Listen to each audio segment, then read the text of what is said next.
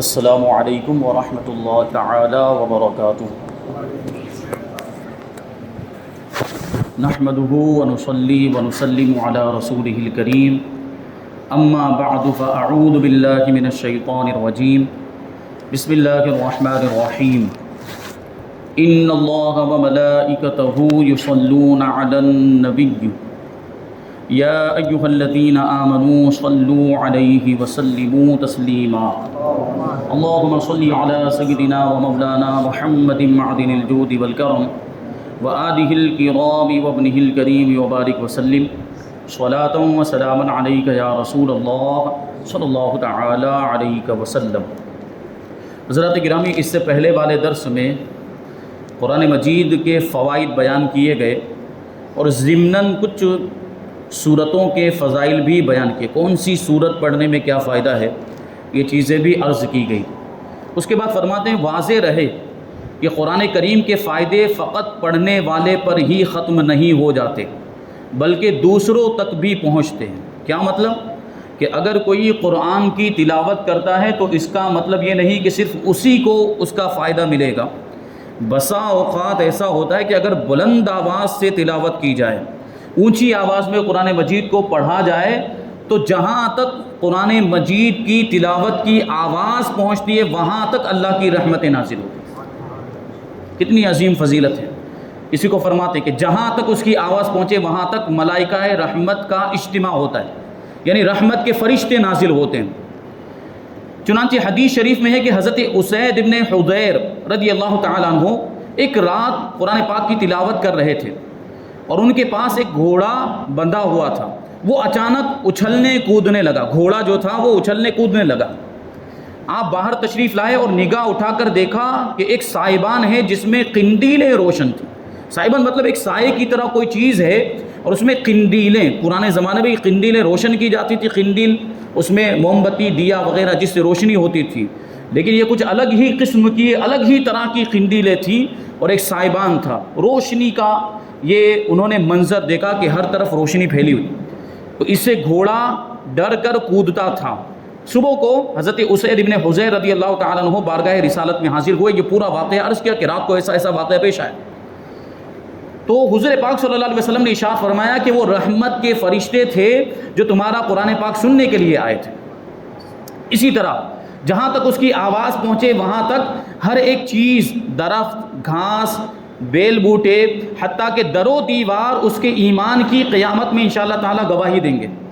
یعنی ہم قرآن پاک کی تلاوت کریں تو جہاں تک آواز پہنچ رہی ہے، اب اس اطراف میں جتنی بھی چیزیں آ جائیں، در و دیوار ہے، گھاس، یہ درخت، پودے وغیرہ، جو بھی چیزیں آئیں گی اللہ کی مخلوقات میں سے، انشاءاللہ یہ ساری چیزیں تلاوت کرنے والے کے ایمان کی گواہی دیں گے قیامت کے دن۔ یہ بھی بڑی فضیلت کی بات۔ اسی طرح اگر تلاوت کرنے والا کچھ آیتیں پڑھ کر بیمار پر دم کر دے تو انشاءاللہ بیمار کی بیماری دور ہو جائے۔ یہ تو ہم بار بار سنتے کہ قرآن میں اللہ تعالیٰ نے شفا رکھی ہے، قرآن کی آیتیں پڑھ کر بیمار کو دم کیا جائے تو وہ تندرست ہو جائے، اس کی بیماری دور ہو جائے۔ اور یہ کیسے ہوتا ہے؟ ابھی ہم دنیا کی چیزوں میں غور و فکر کریں کہ بہت سی ایسی چیزیں ہوتی ہیں جن میں ہم فائدے دیکھتے ہیں۔ اسی کو بیان کرتے ہیں کہ اگر تم کسی باغ کے پاس سے گزرو، باغیچے کے پاس سے گزرو، گارڈن کے پاس سے گزرو، تو کیا ہوتا ہے؟ وہاں کے پھولوں کی مہک دور تک محسوس ہوتی ہے۔ اس میں جو پھول، گلاب، بوٹے وغیرہ، اس کی خوشبو دور تک آتی کہ نہیں آتی؟ محسوس ہوتی ہے، جس سے دل دماغ معطر ہو جاتا ہے اور دل خوش ہو جاتا ہے۔ آخر ایسا کیوں ہے؟ صرف اس لیے ہی کہ ہوا وہ پھولوں سے لگ کر ہر طرف پھیلتی ہے، اور اس ہوا کی تاثیر یہ ہوتی ہے کہ گزرنے والوں کو خوش کر دیتی ہے۔ یعنی وہ ہوا خوشبو لے کر آتی، مہک لے کر آتی ہے، جو پھولوں کے اوپر سے گزر کر آتی ہے، تو اس کی وجہ سے ہمارا دل اور ہمارا دماغ معطر ہو جاتا ہے۔ یہ ہوا کی تاثیر۔ تو جس زبان سے قرآن پاک پڑھا جائے اس سے لگ کر جو پھونک نکلے وہ کیوں نہ دافع ہربلا ہو۔ کہ جب ہم دم کرتے ہیں تو کیا ہوتا ہے؟ قرآن کی تلاوت کرتے ہیں اور جو پانی ہے یا جو دوسری کوئی چیز ہے اس میں ہم کیا کرتے ہیں؟ پھونک مارتے ہیں۔ دم کرنے کا یہی مطلب ہوتا ہے۔ قرآن کی تلاوت کرنے کے بعد تو فوراً جب ہم نے قرآن کی تلاوت کی تو ہمارا جو منہ ہے وہ قرآن کی برکتوں سے معمور ہو گیا۔ پھر اب اس میں سے پھونک ہو کر گزرے گی تو اس میں تاثیر نہیں ہوگی، پھولوں پر سے ہوا گزرتی ہے تو وہ خوشبو لے کر جاتی ہے، لوگوں تک خوشبو کو پہنچاتی ہے، تو یہ منہ سے جب ہوا گزرے گی، جس منہ سے، جس زبان سے قرآن کی تلاوت کی ہے، تو کیا اس پھونک میں اور اس ہوا میں، اس دم میں تاثیر نہیں ہوگی؟ یقیناً ہوگی۔ اسی وجہ سے ہم دیکھتے بھی ہیں، خاص طور پر بزرگ ہمارے یا نیک متقی لوگ، پرہیزگار لوگ جب کچھ پڑھ کر دم کر دیتے ہیں پانی وغیرہ پر، تو اس میں تاثیر پیدا ہو جاتی ہے اور اس کے ذریعے سے شفا حاصل بھی ہوتی ہے۔ یہ ہم روزمرہ کا ہمارا مشاہدہ اور تجربہ ہے، ہم دیکھتے ہیں، اور ہم اسی وجہ سے جاتے بھی ہیں بزرگوں کے پاس سے دم کر دیجئے۔ ہمارے پاس بھی کئی لوگ آتے ہیں، پانی کی بوتل وغیرہ جو ہے کہ پڑھنے کے لیے گھر میں ہمیشہ پڑی رہتی ہیں کہ یہ پڑھ دیں، بچوں کے لیے پڑھ دیں، بڑے بھی جو بیمار رہتے ہیں اکثر و بیشتر ان کے لیے بھی پڑھنے کے لیے۔ کیوں؟ کیونکہ ہمارا عقیدہ یہ ہے کہ قرآن کی آیت پڑھ کے، اللہ کے اسماء پڑھ کے یا کوئی وظیفہ پڑھ کے اگر دم کیا جائے گا تو اللہ تعالیٰ اس پانی میں برکت عطا فرمائے گا اور اس سے بیماری دور ہو جائے گی۔ ہوتا ہے کہ نہیں ہوتا؟ یہ قرآن کی تاثیر ہے۔ تو اسی کو فرماتے ہیں صحابہ کرام نے سانپ کے کاٹے ہوں کا سورہ فاتحہ دم کر کے علاج کیا۔ کسی کو سانپ نے ڈس لیا تو صحابہ کرام نے سورہ فاتحہ پڑھ کے دم کیا تو وہ زہر کا اثر ختم ہو گیا۔ اسی طرح قرآن کریم کی آیتوں کو لکھ کر تعویذ کی شکل میں بیمار کے ساتھ رکھا جائے تو اس کو شفا ہوتی ہے۔ ابھی فرماتے جس کی آنکھ دکھتی ہو، آنکھ آ جانا جس کو ہم بولتے ہیں نا، آنکھ آ گئی ہے، آشوب چشم، جس کی آنکھ دکھتی ہو اس کی آنکھ کے سامنے ایک سبز رنگ کا کپڑا، یعنی ہرے رنگ کا کپڑا، جس کو ہم اپنی زبان میں لیلا رنگ بولتے ہیں، ہرے رنگ کا کپڑا اس کی آنکھ کے سامنے باندھ دیتے ہیں اور اس سے اس کو شفا ہو جاتی ہے۔ یہ صرف کپڑا باندھنے کی وجہ سے، کپڑا باندھ دیا جائے اگر ہرے رنگ کا تو اس سے وہ جو دکھتی ہوئی آنکھ وہ اچھی ہو جاتی ہے۔ آنکھ میں سرما لگانے سے نظر قائم رہتی ہے، یعنی آنکھ کی روشنی برقرار رہتی ہے، بلکہ روشنی میں اضافہ ہوتا ہے سرما لگانے سے۔ وہ صحیح سرما ہونا چاہیے، اس انداز کا سرما بھی ہونا چاہیے، تو اس کے فائدے ہوتے ہیں۔ جیسے اسمد سرما ہے، حضور پاک صلی اللہ علیہ وسلم نے اس کے تعلق سے بیان کیا کہ اسمد سرما جو ہے یہ نگاہ کو روشن کرتا ہے، یعنی روشنی کو بڑھاتا ہے اور پلک کے بال اگاتا ہے۔ یہ سرما، یہ ایسا برکت والا حرم میں یہ پایا جاتا ہے یہ سرما۔ لیکن وہاں جائیں اور اگر یہ سرما لینا چاہتے ہیں اسمد سرما تو اچھی طرح تحقیق کرنے کے بعد لیں کہ نقلی بھی ملتے ہیں وہاں پر اور ڈپلیکیٹ بھی ملتے ہیں۔ اس کی وجہ سے فائدہ ہونے کے بجائے کیا ہو جاتا ہے؟ نقصان ہو جاتا ہے۔ اور ڈپلیکیٹ والا جو کسی بھی پتھر کو کوٹ کر آپ کو سرما بتا کے دے دیا تو آپ تو اسمد سمجھ کے لگا رہے ہیں، اس کے بدلے میں کیا ہو رہا ہے؟ نقصان۔ ہمارے ایک استاد تھے، انہوں نے ایسے ہی وہ اسمد کہہ کر وہ بیچ رہا، وہاں آپ کو ملیں گے بھی پاکستان کے، بنگلہ دیش کے بہت سے لوگ ملیں گے، اسمد سرما لے لو، اور یہی حدیث جو ہے کہ پڑھ کے سنائیں گے حرم میں، اسمد سرما لے لو کہ یہ جو ہے کہ آنکھوں کو روشن کرتا ہے، نگاہ کو روشن کرتا ہے اور پلک کے بال اگاتا ہے، بڑی فضیلت، یہ سب بیان کرتے ہیں اور پھر ہم لے لیتے ہیں۔ تو اسی طرح انہوں نے بھی لے لیا، ہمارے استاد صاحب تھے، انہوں نے اب جب یہاں پہ آنے کے بعد انہوں نے لگایا ہے تو بالکل آنکھ کی کیفیت تبدیل، ایک دم انتہائی، یہ بہت زیادہ ان کو سخت جلن ہونے لگی آنکھ کے اندر اور آنکھ بالکل لال لال ہو گئی۔ سرمے کا یہ مطلب تو نہیں ہوتا، اس کا مطلب کیا؟ وہ اصلی سرما تھا ہی نہیں، وہ نقلی تھا، ڈپلیکیٹ۔ تو اگر یہ سرما ہم حاصل کریں اچھی نیت کے ساتھ تو وہ اس کی تحقیق کرا اگرچہ تھوڑا مہنگا ملے لیکن اصلی والا لیں۔ تو سرما لگانے سے کیا ہوتا ہے؟ روشنی آنکھوں کی بڑھتی ہے۔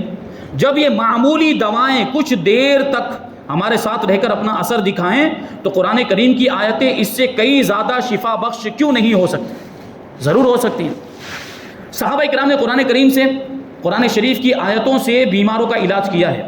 جس تعویذ، گنڈے اور دم سے حدیث پاک میں منع فرمایا گیا وہ زمانہ جاہلیت کے شرکیہ منتر تھے۔ حدیثوں میں جہاں پہ ممانت آئی ہے، دم کرنے کی ممانت آئی، جھاڑ پھونک کرنے کی ممانت آئی ہے، تعویذ کی ممانت آئی ہے، اس سے مراد کیا؟ جو زمانے جاہلیت میں چلتے تھے، اسلام کے آنے سے پہلے، حضور پاک صلی اللہ علیہ وسلم کے اعلان نبوت سے پہلے جو تعویذ وغیرہ لوگ کرتے اس میں جنتر منتر پڑھتے تھے، شرکیہ کلمات، تو وہ تو ظاہر سی بات ہے غلط چیزیں ہیں۔ جنتر منتر پڑھ، ہم کس کی بات کر رہے ہیں؟ ہم قرآن مجید کی آیتوں کی بات کر رہے ہیں کہ اگر قرآن مجید کی آیتیں پڑھ کر دم کیا جائے یا تعویذ میں قرآن کی آیت لکھی جائے یا اللہ کا کوئی نام لکھا جائے یا کوئی وظیفہ لکھا جائے یا اس کے عدد لکھے جائیں تو اس کا اثر ہوتا ہے، یہ بالکل جائز ہے، اس میں کوئی حرج نہیں۔ جو منع فرمایا گیا وہ کون سے تعویذ تھے، وہ کون سے گنڈے تھے اور وہ کون سا دم کرنا، جھاڑ پھونک کرنا جس میں منتر وغیرہ ہوتے تھے، شرکیہ کلمات ہوتے تھے، جن میں بتوں سے مدد مانگنے کے الفاظ ہوتے تھے، مورتیوں سے مدد مانگتے تھے۔ ہم تو اللہ سے مدد مانگتے ہیں، قرآن پاک کی آیتوں سے ان کو کیا نسبت؟ اسی طرح اگر قرآن پاک کی تلاوت کر کے کسی کو ثواب بخش دیا جائے تو وہ ضرور اس کو پہنچتا ہے۔ مرحومین کو ہم مثال ثواب کرتے ہیں، قرآن ختم کرتے ہیں، قرآن مجید کی تلاوت کرتے ہیں اور پھر کیا کرتے ہیں؟ ثواب پہنچاتے ہیں، بخشتے ہیں، یہ پہنچتا ہے ثواب۔ یہ بعض لوگ اس کا انکار کرتے ہیں، تلاوت ہم نے کی، پڑھا ہم نے ہے، قرآن کو ہم نے ہمارے سامنے تھا ہم نے پڑھا، تو یہ مرحوم کو کیسے پہنچ جائے گا؟ یہ پڑھنے والے کو ملے گا، بات سمجھ میں آتی ہے، لیکن مرحوم کو کیسے پہنچ جاتا ہے؟ لوگ اعتراض کرتے ہیں، اس کا جواب عقلی جواب دیتے ہیں، فرماتے ہیں کہ اگر میں اپنا کمایا ہوا روپیہ کسی کو دے دوں تو میں دے سکتا ہوں، اسی طرح اپنے کمائے ہوئے ثواب کو دینے کا بھی مجھے اختیار ہے۔ میرے پاس اگر 10,000 روپے میری مرضی، میں جس کو چاہوں دے دوں، تو اسی طرح میں نے تلاوت کی تو مجھے ثواب ملا، ثواب میں نے کمایا تو وہ بھی میں چاہوں تو دوسرے کو دے سکتا ہوں۔ جب پیسے دینے کی مجھے اجازت ہے تو ثواب دینے کی اجازت کیوں نہیں ہوگی، اختیار کیوں نہیں ہوگا؟ ہاں، فرق دونوں میں تھوڑا سا فرق ہے، روپیہ پیسہ دینے میں اور مال دینے میں اور ثواب پہنچانے میں تھوڑا سا فرق ہے، اس کو بیان کرتے ہوئے بنیادی طور پر یہی ہے کہ اگر ہم مال کسی کو دیں گے تو ہمارا مال کم ہو جاتا ہے، یعنی اگر روپیہ پیسہ جیسے 10,000 روپے میں نے اٹھا کر دے دیے تو وہ 10,000 روپے میرے پاس کم ہو جائیں گے، لیکن ثواب اگر میں نے مرحومین کو پہنچایا تو اس کا مطلب یہ نہیں کہ میرا ثواب کم ہو جائے گا، بلکہ مجھے بھی اتنا ہی ثواب ملے گا اور جس مرحوم کو میں نے پہنچایا اس کو بھی اتنا ہی ثواب ملے گا، ثواب میں کمی نہیں ہوتی، یہ فرق ہے۔ اسی کو فرماتے کہ اگر مال چند لوگوں پر تقسیم کیا جائے تو وہ بٹ کر تھوڑا تھوڑا ملے گا، یعنی تقسیم ہو جائے گا، اور دینے والے کے پاس نہ رہے گا، یعنی دینے والے کے پاس وہ ختم ہو جائے گا۔ اگر ثواب 100 آدمیوں کو بھی بخش دیا جائے تو سب کو پورا پورا ملے گا، اور بخشنے والوں کو ان سب کے برابر ثواب ملے گا۔ اس کو تلاوت کرنے کا تو ثواب مل رہا ہے، جن جن لوگوں کو اس نے بخشا ہے ان سب کا بھی ثواب اس کو ملے گا۔ اسی وجہ سے تو ہم اگر فاتحہ پڑھتے ہیں، بسا اوقات قرآن خوانی ہوتی کسی ایک مرحوم کے نام سے ہوتی ہے، اکثر و بیشتر فلاں فلاں مرحوم کے نام سے آج رات کو عشاء کی نماز کے بعد ختم رکھا گیا، یہ اعلان ہوتا ہے کہ نہیں ہوتا، فلاں مرحوم۔ لیکن جب ہم فاتحہ پڑھتے ہیں، جب ایصال ثواب کرتے ہیں، تو کیا خالی اسی مرحوم کا نام لیا جاتا ہے؟ نہیں، بلکہ شروع سے لے کر حضور پاک صلی اللہ علیہ وسلم، تمام انبیاء اکرام، رسولان اعظام، اولیاء اکرام، سارے لوگوں کا، سارے مرحومین کا، اہل ایمان کا نام لیتے ہیں، اور خاص طور پر اس مرحوم کا نام لیتے ہیں۔ کیوں؟ کیونکہ ہمیں معلوم ہے، ہمارا یہ عقیدہ ہے کہ اللہ کے دریائے رحمت میں کسی چیز کی کمی نہیں ہے۔ یہ اگرچہ ایک ہی مرتبہ ہم نے قرآن مجید کو ختم کیا، ہم چاہیں تو سینکڑوں ہزاروں مرحومین کا اس کو ایصال ثواب کر سکتے ہیں، اس کو پہنچا سکتے، اور سب کو پہنچے گا بھی اتنا ہی ثواب، اور پڑھنے والوں کو سب کے برابر ثواب ملے گا، اور ان کے ثواب میں کچھ کمی بھی نہیں ہوگی۔ جیسے کوئی عالم یا حافظ 100 آدمیوں کو عالم یا حافظ بنا دے تو وہ علم تقسیم ہو کر نہ ملے گا، یعنی اس کا مطلب یہ نہیں کہ عالم کے پاس اگر اس نے دوسرے کو عالم بنا دیا، پڑھا کر اگر اس تک علم پہنچایا، تو اس کا مطلب یہ نہیں ہوتا کہ اس کے پاس جو علم تھا وہ ختم ہو جائے گا، عالم کے پاس اس کا اپنا علم تو باقی رہے گا۔ بلکہ بسا اوقات ایسا ہوتا ہے کہ آدمی پڑھاتا ہے، جب علم دوسرے کو پہنچاتا ہے تو اس کے علم میں اور زیادہ اضافہ ہوتا ہے، کم تو نہیں ہوتا ہے، اور بڑھتا ہے۔ فرماتے ہیں علم تقسیم ہو کر نہیں ملے گا، بلکہ سب کو برابر برابر ملے گا، اور پڑھانے والے کے علم میں اور ترقی ہوگی۔ تو یہ ایصال ثواب کی یہ حیثیت ہے۔ اب آگے فرماتے ہیں تلاوت قرآن کے بارے میں کہ بزرگان دین کی عادتیں تلاوت قرآن پاک کے بارے میں جداگانہ تھی۔ بعض حضرات تو ایک دن رات میں 8 ختم کر لیتے تھے، بعض 4 دن اور 4 رات میں، اور بعض حضرات 4، بعض 2 اور بعض 1، اور بعض لوگ 2 دن میں ایک قرآن مجید ختم کر لیا کرتے تھے۔ بعض حضرات 3 دن میں ختم کرتے، بعض 5 دن میں، اور بعض 7 دن میں قرآن مجید ختم کرتے۔ یہ بزرگان دین کے معاملات تھے، اور 7 دن میں ختم کرنا یہ اکثر صحابہ کرام کا معمول تھا، ان کا طریقہ تھا۔ اب اس میں لوگوں کے حالات مختلف ہیں، بعض تو نہایت تیز پڑھنے کی صورت میں بھی حروف کو ان کے مخارج سے ادا کرنے اور صحیح پڑھنے پر قادر ہوتے ہیں، اور اللہ والوں کی شان یہ الگ ہے، ان کی کرامت ہے۔ حضرت علی کے بارے میں آپ نے سنا ہوگا، مولا کائنات کے یہ واقعہ، ان کی کرامت بیان کی جاتی ہے کہ مولا کائنات حضرت علی مرتضی رضی اللہ تعالیٰ عنہ گھوڑے پر جب سوار ہونے لگتے تو رکاب میں پاؤں رکھتے، رکاب وہ جو نیچے جو اس طرح سے وہ پگتیے جیسا بنا ہوتا ہے گھوڑے وغیرہ کے اندر، اس میں پاؤں رکھ کے سوار ہوا جاتا ہے، ایک پاؤں رکھ کے پھر دوسرے پاؤں سے ایسے اس پر سوار ہوتے ہیں۔ تو فرماتے ہیں کہ حضرت علی رضی اللہ تعالیٰ عنہ رکاب میں ایک پاؤں رکھتے تو اس پر سوار ہونے سے پہلے، گھوڑے پر سوار ہونے سے پہلے قرآن مجید ختم کر لیا کرتے تھے۔ کتنا وقت ہوگا؟ 2-3 سیکنڈ کا وقت ہوگا۔ یہ مولا کائنات کی کرامت ہے، ہم اور آپ کرنا چاہیں تو ہو سکتا ہے؟ نہیں ہو سکتا۔ تو حالات مختلف، ہمیں اپنی حالت کے اعتبار سے قرآن کی تلاوت کرنی چاہیے۔ اللہ والوں کی شان، وہ ایک دن میں بھی ختم کر سکتے ہیں، 2 دن میں بھی، ایک رات میں بھی ختم کر سکتے ہیں، ایک رات میں کئی قرآن بھی وہ ختم کر سکتے ہیں، وہ ان کی کرامت مانی جائے گی۔ لیکن ہم اگر پڑھنے چاہیں، اگر ایک دن میں بھی اگر قرآن ختم کرنا چاہیں تو ہمیں بہت جلدی بہت تیزی کے ساتھ پڑھنا پڑے گا، اور تیزی کے ساتھ پڑھنے میں اگر تلفظ صحیح ادا نہیں ہو رہا ہے، مخرج کے ساتھ اگر ہم نہیں پڑھ رہے ہیں، تو پھر ایسے پڑھنے کا کوئی مطلب نہیں، ہمیں صحیح انداز میں پڑھنا ہے۔ تو بعض تو تیزی کے ساتھ پڑھنے کے باوجود صحیح پڑھنے پر قادر ہوتے ہیں، اور بعض لوگ اکثر تیز پڑھیں تو صحیح نہیں پڑھ پاتے. لہٰذا تلاوت کرنے والوں کو چاہیے کہ صحیح پڑھنے کی کوشش کریں، کیونکہ ثواب صحیح پڑھنے میں ہے، جلدی پڑھنے میں نہیں ہے. بعض لوگوں کی عادت، اور پتہ نہیں اللہ نیتوں کو بہتر جانتا ہے، وہ ظاہر کرنا چاہتے ہیں دیکھو ہمارا تو 10 منٹ میں ختم ہو جاتا ہے ایک پارہ، ہمارا تو 15 منٹ میں ختم ہو جاتا ہے. یہ کوئی کمال کی بات نہیں ہے. جلدی ختم کر دینا یہ کوئی فضیلت کی بات نہیں، اس میں کوئی ثواب نہیں، صحیح پڑھنے میں ثواب ہے. حضرت ام سلمہ رضی اللہ تعالی عنہ فرماتی ہیں کہ حضور پاک صلی اللہ علیہ وسلم اس طرح قرآن مجید کی تلاوت فرماتے تھے کہ ایک ایک حرف صاف صاف سنائی دیتا تھا. اگر کوئی سننا چاہے تو صاف صاف ایک ایک لفظ قرآن مجید کا حضور جب تلاوت کرتے تھے تو سنائی دیتا. تو اس انداز میں تلاوت ہونی چاہیے.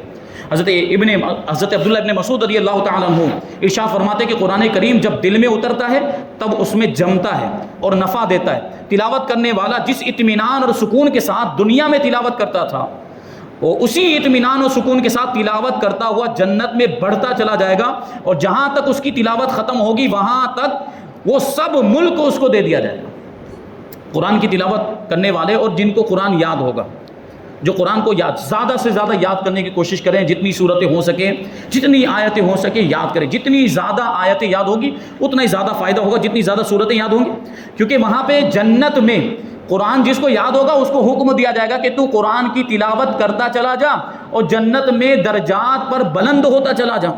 اب وہاں تو یہ مصحف ہمارے سامنے ہوگا نہیں، یہ دنیا میں ہے مصحف، یعنی کتابی شکل میں جو قرآن مجید، یہ دنیا میں. جنت میں جائیں گے تو یہ نہیں ہوگا ہمارے سامنے، وہاں ہم کو زبانی پڑھنا پڑے گا، منہ پر پڑھنا، جن کو وہ کیا بولتے ہیں منہ پر پڑھنا پڑے گا.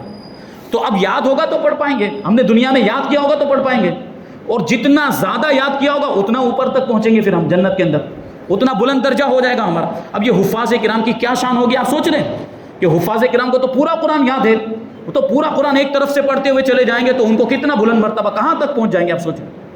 تو اس اعتبار سے ہم کو قرآن پڑھنا چاہیے، قرآن کو یاد کرنا چاہیے. اور جو ہمارے بھائی قرآن بالکل نہیں پڑھے ہوئے ہیں ان کو کوشش کرنی چاہیے قرآن پڑھنے کی، قرآن کی اہمیت کو سمجھیں. ہم اس مجلس میں آئے ہیں قرآن کو سمجھنے کے لیے، قرآن کو سیکھنے کے لیے، اور ہمیں تلاوت ہی نہیں آتی تو کیا فائدہ. تو پڑھنے کی مواقع ہیں ہمارے پاس، ایسا نہیں ہے. بڑے لوگ بھی پڑھ سکتے ہیں سیکھنا چاہے تو، کیونکہ سیکھنے کی، تعلیم حاصل کرنے کی کوئی عمر نہیں ہوتی. بار بار عرض کر چکا ہوں کہ حضور پاک صلی اللہ علیہ وسلم کی بارگاہ میں اگر 7 سال کے صحابی آتے تھے تو 60 سال کے صحابی بھی آتے تھے، اور 30 سال کے صحابی بھی علم حاصل کرنے کے لیے آتے تھے، اور ان کو کوئی شرم محسوس نہیں ہوتی تھی. بلکہ فرماتے ہیں بہتر تو یہ ہے کہ اگر عربی سمجھنے پر قدرت رکھتا ہو تو اس کے معانی اور مضامین پر غور کرتا چلا جائے، اس میں غور و فکر کرتا کہ یہ آیت کا کیا معنی ہے. کیونکہ اس انداز میں اگر ہم تلاوت کریں گے، سمجھ کر تلاوت کریں گے تو اس کا لطف اور بڑھ جائے گا. یعنی ہم کو پتہ چلے گا کہ اللہ کیا فرما رہا ہے. یہ عذاب کی آیت آئی، رحمت کی آیت آئی، جنت کا ذکر آیا، دوزخ کا ذکر آیا، تو ہماری کیفیت بھی تبدیل ہوگی پھر اگر ہم اس کو سمجھ کے پڑھ رہے ہوں گے. تو سمجھ کر اگر پڑھ سکتے ہوں تو سمجھ کر پڑھنا چاہیے. اور رحمت کی آیت آئے تو خوش ہو اور خدا سے رحمت مانگ لے، اور جب عذاب کی آیت آئے تو ڈرے اور اس سے پناہ مانگے. نیز کوشش کرے کہ تلاوت کے وقت دل حاضر ہو، یعنی ادھر ادھر دھیان نہیں جانا چاہیے، بڑی پوری توجہ کے ساتھ اور خوشی و خضوع کے ساتھ پورا دھیان ادھر ہی لگائے قرآن کی تلاوت کی طرف، یہاں تک کہ رقت آ جائے، یعنی دل میں وہ ایک لرزہ پیدا ہو جائے کہ ہم یہ تصور، میں بار بار کہتا ہوں کہ یہ تصور ہو قرآن کی تلاوت کرتے وقت کہ یہ کس کا کلام ہے، کس ذات کا کلام. یہ اس ذات کا کلام ہے جو خالق کائنات ہے، جس نے پوری دنیا کو بنایا، جو احکم الحاکمین ہے، جو سارے بادشاہوں سے بڑا بادشاہ ہے. اس کا کلام، یہ تصور جب ہمارے دل میں پیدا ہوا کہ وہ جبار و قہار ہے، وہ عذاب دینے والا، وہ قہر فرمانے والا ہے، اور وہ رحمت بھی نازل کرتا ہے، وہ رحم بھی فرماتا ہے، وہ مہربان بھی ہے. یہ تصور جب ہمارے ذہن میں پیدا ہوگا تو دل میں رقت پیدا ہوگی اور آنکھوں سے آنسو جاری ہو جائیں، یہ کیفیت بھی ہو. اور اگر معنی نہ سمجھتا ہو تو یہ سمجھ کر تلاوت کرے کہ یہ وہی الفاظ ہیں جو حضور پاک صلی اللہ علیہ وسلم بھی پڑھتے تھے، اور حضور کے صحابہ بھی یہی الفاظ پڑھتے تھے، یہی کلمات پڑھتے تھے، یہی کلام پڑھتے تھے، اور اللہ کے ولی بھی اور علماء دین بھی یہی قرآن پڑھتے تھے. جیسے ہلال عید میں تمام انسانوں کی نگاہیں جمع ہو جاتی، عید کا چاند دیکھتے ہیں، خاص طور پر عید کے چاند کا بڑا اہتمام کیا جاتا، ہوتا کہ نہیں ہوتا؟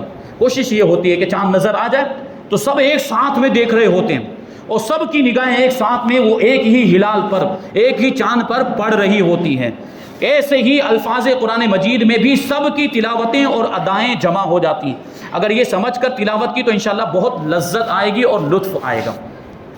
بے وضو قرآن مجید اگر پڑھنا چاہتے ہیں تو بغیر چھوئے ہوئے قرآن کو پڑھ سکتے ہیں، یعنی زبانی پڑھنا چاہتے ہیں تو پڑھ سکتے ہیں، لیکن چھونا ہے تو چھونے کے لیے وضو ہونا ضروری ہے.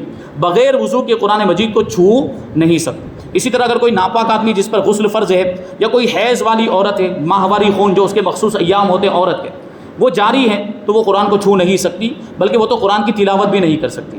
اسی طریقے سے وہ نفاس کے معاملات، یعنی بچہ پیدا ہونے کے بعد جو خون آتا ہے اس کو نفاس کہا جاتا ہے، اس کیفیت میں اگر عورت ہے تو وہ بھی قرآن کی تلاوت نہیں کر سکتی، قرآن کو چھو بھی نہیں سکتی۔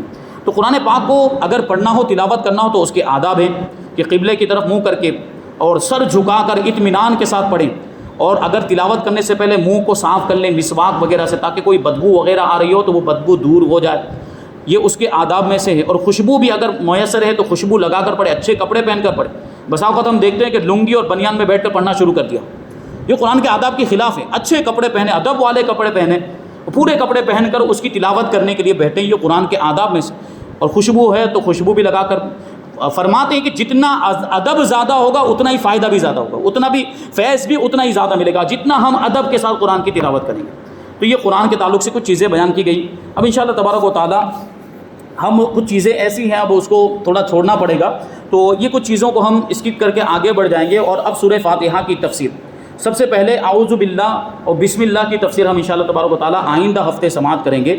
اللہ تبارک و تعالیٰ کی بارگاہ میں دعا ہے کہ جو کچھ بھی بیان ہوا اس پر مجھے آپ کو ہم سب کو عمل کرنے کی توفیق عطا فرمائے، اور نور قرآن سے ہم سب کے دلوں کو روشن اور منور فرمائے۔ وما علینا الا البلاغ۔ السلام علیکم۔